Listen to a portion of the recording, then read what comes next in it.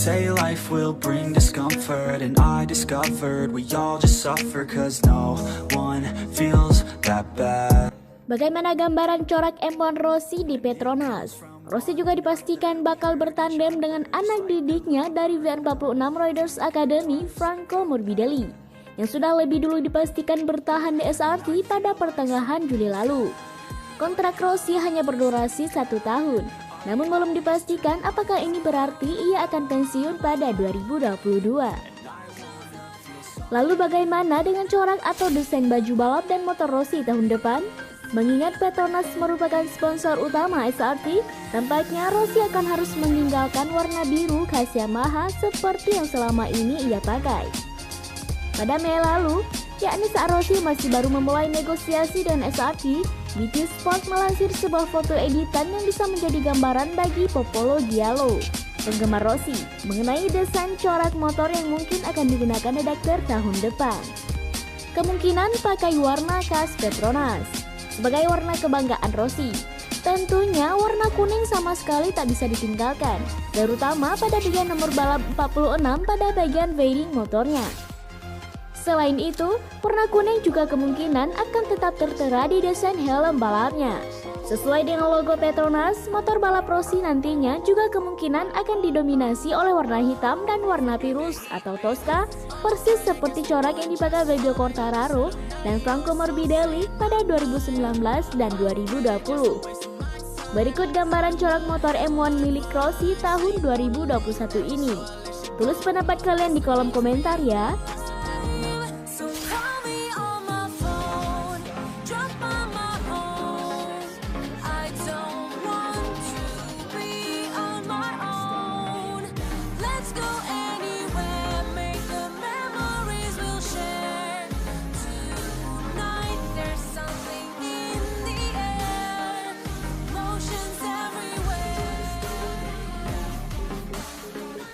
Valentino Rossi sudah memiliki tim di MotoGP yang muncul dalam beberapa bulan terakhir.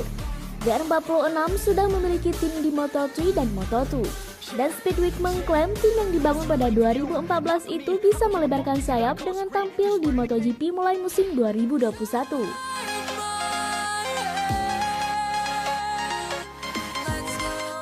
Namun, tentu saja dana yang dikeluarkan pembalap Italia itu sangat besar jika ingin membentuk tim di kelas utama MotoGP. Dilansir dari Race, bos tim MotoGP papan atas disebut harus merogoh kocek 10-15 juta euro atau sekitar 173,1 sampai 259,7 miliar untuk menjalankan sebuah tim dalam satu musim penuh. Setiap tahun, biaya tersebut bisa naik tergantung biaya sewa mesin, berdasarkan spesifikasi dari pabrikan. Biaya sewa mesin motor sekitar 2 juta euro atau sekitar 34,9 miliar. Itu untuk spesifikasi mesin motor setahun lebih lawas atau bukan yang paling update. Sementara untuk mesin keluaran terbaru dan yang sedang dikembangkan bisa mencapai 7 juta euro atau sekitar 69 miliar lebih.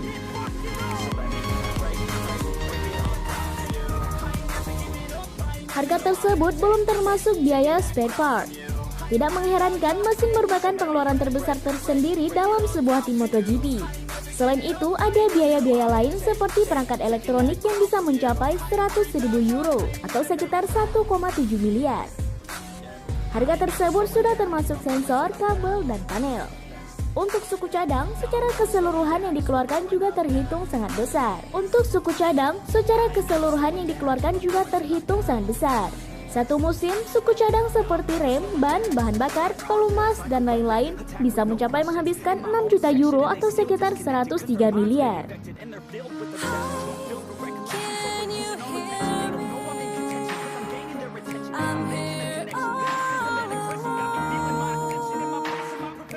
Suku cadang adalah pengeluaran besar. Ban, rem, suspensi, bahan bakar, pelumas, dan semua suku cadang habis pakai yang kami gunakan musim ini adalah 6 juta euro, kata bos sebuah tim MotoGP yang tidak disebutkan namanya.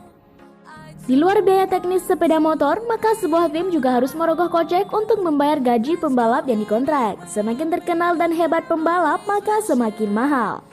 Ada sejumlah kasus pabrikan bisa membayar sebagian atau keseluruhan gaji pembalap. Tapi ada banyak kasus juga tim masih harus mengeluarkan uang yang banyak untuk mengamankan jasa pembalap level atas. Ketika Anda mempertimbangkan bahwa apa yang dibayar Ducati kepada Jorge Lorenzo untuk satu musim hanya untuk gajinya, itulah seluruh anggaran yang kami butuhkan untuk musim ini, ucap bos tim tersebut.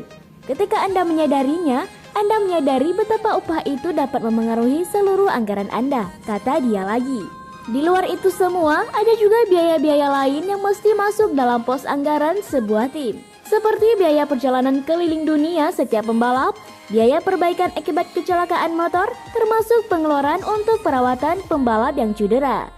Lalu ada juga biaya penyewaan truk pengangkut logistik, biaya staf, bengkel, multimedia, penginapan, kantor pusat, dan lain-lain.